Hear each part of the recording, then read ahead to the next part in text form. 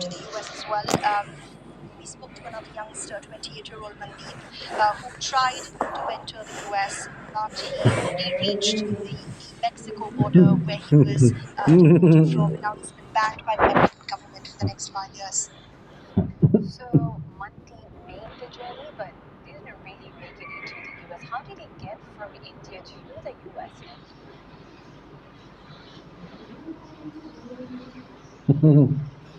Well, I spoke to Mandeep about this, and his journey and his route is not uncommon. Many, like Mandeep, have tried to take the legal route.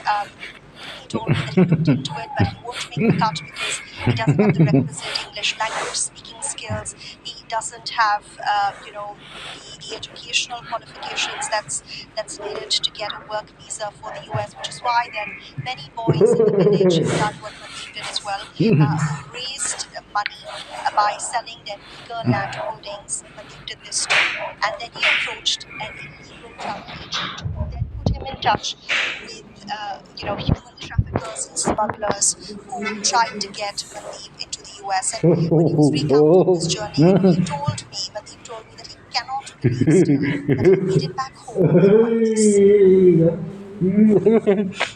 The journey by land and sea lasted more than 6 months and is called the Donkey Route or Donkey. It saw Mandeep flying from Delhi to Dubai, then taken to Libya, and onwards to Italy on an overloaded boat. His next stop was Spain by road before he was flown to South America. And there began the perilous journey from one end of the continent to Mexico on foot, walking for months. Trekking through the Darien Gap, one of the world's most notoriously treacherous crossings in the jungles of Panama and Colombia. That is quite the journey. It's definitely not easy. So much of risks involved, and not just risks physically. We also have to speak about the money that's involved. How much did it cost you?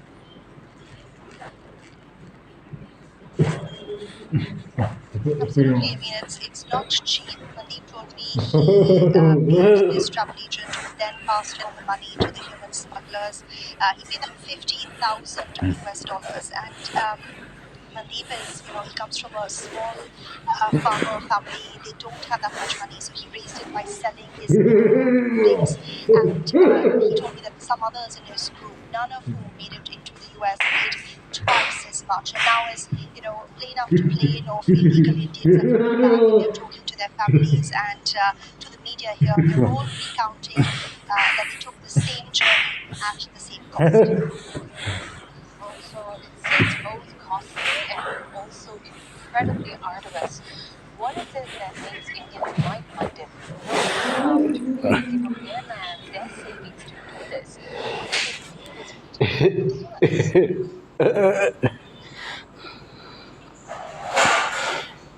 It's remarkable, really, because this is exactly the same question I asked him time and again when I was speaking to him. And he told me it's something. He said he wants a better life. He wants to live that American dream. He has friends in the US who've made it into the country illegally, and he says they're living their best version of their life. They're sending money back to their parents, who are then using that money to build new homes in their villages. They're, getting their sisters and their other children educated. And Mandeep says that, it's that dream which had forced him to take this risk. And he's actually willing to go back to the US. He's saying he'll try another crossing. And I asked him, what sort of work does he expect to do in the US? And he says, he's willing to drive a truck, work in a field, work at a grocery store. He's happy to do whatever work he can find. But he wants to be living and working in the US, which he thinks is the land of equal opportunities for everyone. We've heard about this many times. It's even the status quo sometimes. But what really fuels is that their lives will be better in the US, even if they go to, as you said, jobs, living undocumented lives, and even hiding from authorities. This is all worth it.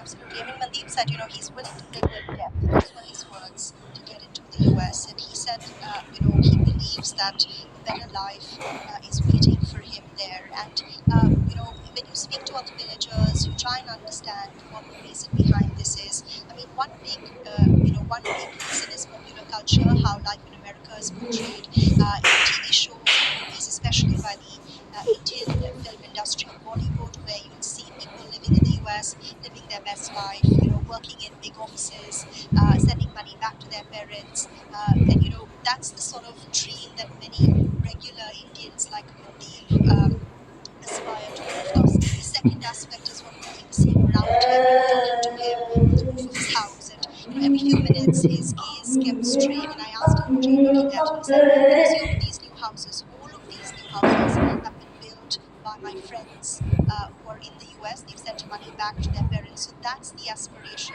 that he's seeing being executed in front of his eyes. Well, Neha, thank you so much for sharing with us this huge arduous journey that many have been making. That was Neha Punia in New Delhi. Why so many Indians are braving a treacherous journey to enter the US illegally. And see, we'll have a more in-depth look at the story and President Trump's crackdown on migrants in this week's CNN correspondent, The Day the Dream Died, tonight at these times. Coming up on Asia Now, we'll check the top stories. Ukraine reportedly agrees on the terms of a minerals deal with the US and could sign it on Friday. It's a move Kyiv hopes will lead to future security guarantees from Washington. And in business news, investors in the region are keeping an eye on Hong Kong's annual budget. Among others, the government plans to fully develop AI into a key industry and spend $1 billion Hong Kong dollars to set up an AI institute. More details in the next hour.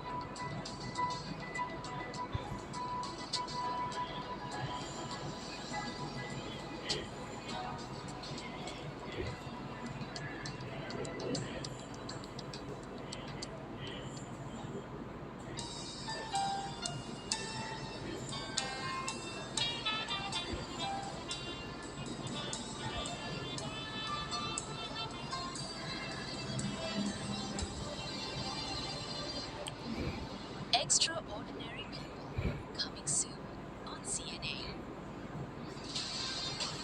My world revolves around my phone. I'd rather have a phone than have a girlfriend. My brain is just happening to the house of because it's hard to break up with the because I'm gonna die soon. This affects their decision-making processes and attention.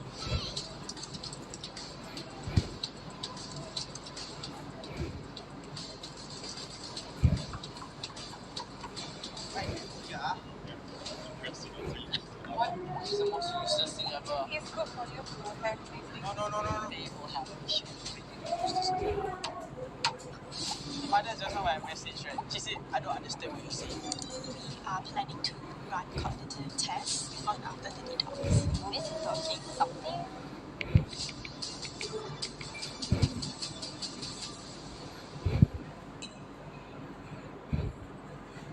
This is Asia Now. Good afternoon. It's 12 p.m. in Singapore and Hong Kong, 9:30 in New Delhi, and 11 o'clock in Jakarta. I'm Ilakia Silveraji. Let's have a look at the headlines this hour. Ukraine reportedly agrees on the terms of a minerals deal with the US and could sign it on Friday. It's a move Kyiv hopes will lead to future security guarantees from Washington. Hong Kong is set to unveil its annual budget with measures aimed at weathering a highly uncertain economic environment. The city is facing its toughest fiscal test in 3 decades. Space is now at the heart of global security, driving everything from surveillance to secure communications. I'm Julie Hughes, reporting to you live from Global Space Technology Convention and Exhibition here in Singapore. We'll explore key trends, investments, and challenges shaping the future of space security with Victoria Sampson. She's a director from the Secure World Foundation.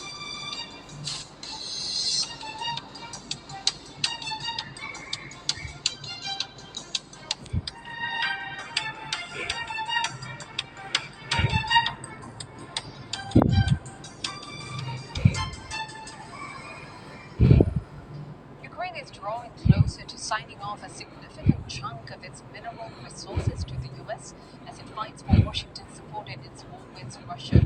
Media reports quoting unnamed Ukrainian officials say the country has agreed to the terms of a minerals deal with the US.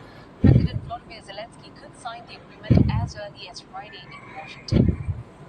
I hear that he's coming on Friday. Certainly it's okay with me if he'd like to. And he would like to sign it together with me. And I understand that's a big deal, very big deal. And I think the American people, even if you look at Poland, they're very happy because, Biden was